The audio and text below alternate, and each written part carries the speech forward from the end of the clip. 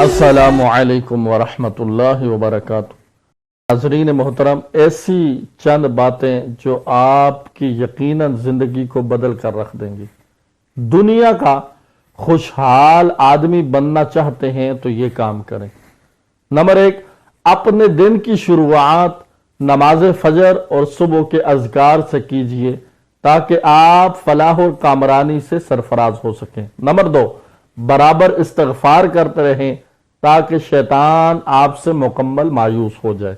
Number 3، دعا کرنا کبھی نہ چھوڑیں کیونکہ یہی نجات کا راستہ ہے۔ نمبر 4، یاد رکھیے آپ کی زبان سے نکلنے والے ہر لفظ کو فرشتے لکھ رہے ہیں۔ نمبر 5، ہمیشہ اچھی امید رکھیں اگرچہ آپ کتنی ہی مشکل حالات سے دوچار ہوں۔ نمبر 6، انگلیوں کی خوبصورتی اس کے ذریعے تسبیح کرنے میں ہے۔ نمبر 7، جب غموں کا ہجوم ہو اور مشکلات کی آمد ہو تو لا الہ الا اللہ پڑھیں۔ نمبر 8، غریبوں اور مسکینوں پر خرچ کر کے ان سے دعائیں اور محبتیں حاصل کریں۔ نمبر 9، کچھ بولنے سے پہلے سوچیں کیونکہ الفاظ بھی قاتل ہوتے ہیں۔ نمبر 10، مظلوم کی بددعا اور محروم کے آنسو سے بچو۔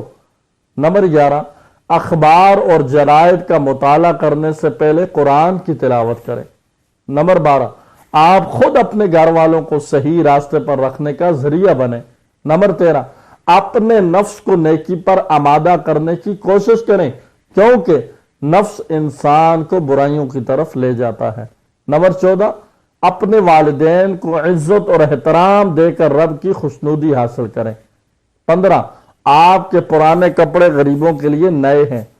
نمبر 16، غصہ نہ کریں، زندگی بہت مختصر ہے۔ 17، یاد رکھو تمہارے ساتھ وہ ذات ہے جو سب سے زیادہ غنی اور طاقتور ہے۔ 18، گناہ کی وجہ سے دعا کرنا بند مت کرو۔ 19، مشکلات اور مصائب میں نماز بہترین معاون اور مددگار ہوتی ہے۔ 20، پرسکون زندگی گزارنا چاہتے ہو تو بدگمانیوں سے بچو۔ 21، ہر مصیبت اور بلا کی جڑ اللہ سے منہ موڑنا ہے اس لیے اللہ کی طرف رجوع کرو۔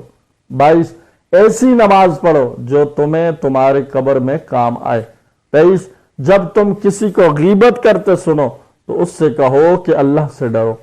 24، سورہ تبارک الذی یعنی کہ سورہ ملک پابندی سے پڑھو کیونکہ یہ نجات دینے والی سورت ہے۔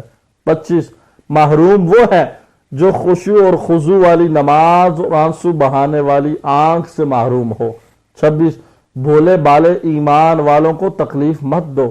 27، ساری محبت اللہ اور اس کے رسول کے لیے کرو۔ 28، جو تمہاری غیبت کرے اسے معاف کر دو کیونکہ اس نے تمہیں مفت میں اپنی نیکیاں دے دی ہیں۔ 29، نماز تلاوت اور ذکر و اذکار گلے کا خوبصورت ہار ہیں۔ 30، اگر رات کی تاریکی ختم ہوگی ہو تو تکلیف بھی عنقریب دور ہوگی، بحران بھی ختم ہوگا اور پریشانی بھی گزر جائے گی۔ 31، قیل و قال اور فضول باتوں سے اپنے آپ کو دور رکھو کیونکہ آپ کے پاس اس سے بھی بڑے بڑے کرنے کے کام ہیں۔ 32، خشوع اور خضوع کے ساتھ نماز پڑھو کیونکہ نماز کے علاوہ جو بھی چیزیں آپ کی منتظر ہیں وہ اس سے کم درجہ کی ہیں۔ 33، قرآن پاک اپنے سرہانے رکھو کیونکہ ایک آیت کا پڑھنا دنیا و ما فیہا سے بہتر ہے۔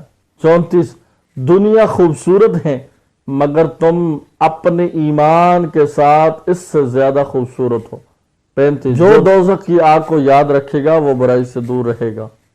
خشوع اور خضوع کے ساتھ کیا گیا ایک لمبا سجدہ بہت سے محلوں سے بہتر ہے۔ اللہ مجھ سمیت ہم سب کو اعمال کرنے کی، نیک عمل کرنے کی توفیق عطا کرے اور جو یہ باتیں ہیں اللہ ہمیں دوسروں تک پہنچانے کی بھی توفیق عطا کرے۔